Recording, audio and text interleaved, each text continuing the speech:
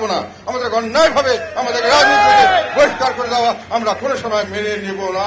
জাতীয় পার্টির চেয়ারম্যান গোলাম মোহাম্মদ জিএম কাদের বলেছেন, আওয়ামী লীগকে ভোটের মাঠের বাহিরে রেখে নির্বাচন কখনোই গ্রহণযোগ্য হবে না, যেমনটা অতীতে বিএনপি জামাতকে রেখে করা হয়েছিল।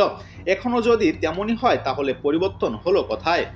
দুপুরে রংপুর নগরীর স্কাই ভিউতে নিজ বাসভবনে গণমাধ্যমের সঙ্গে আলাপকালে তিনি এসব কথা বলেন। জিএম কাদের অভিযোগ করেন, সরকার একটি বিশেষ দলকে নির্বাচনে সুযোগ সুবিধা দিতে কাজ করছে, যে কারণে এখন পর্যন্ত লেভেল প্লেইং ফিল্ড নিশ্চিত হয়নি।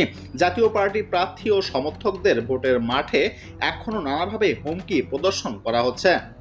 গণভোটের বিষয়ে তিনি বলেন, সরকারের তরফ থেকে সংবিধানের বাইরে গিয়ে হা ভোট দেওয়ার জন্য জনগণকে চাপ সৃষ্টি করছে। হা ভোট পাশ করলে সংসদ ও সার্বভৌম স্বাধীনতা থাকবে না।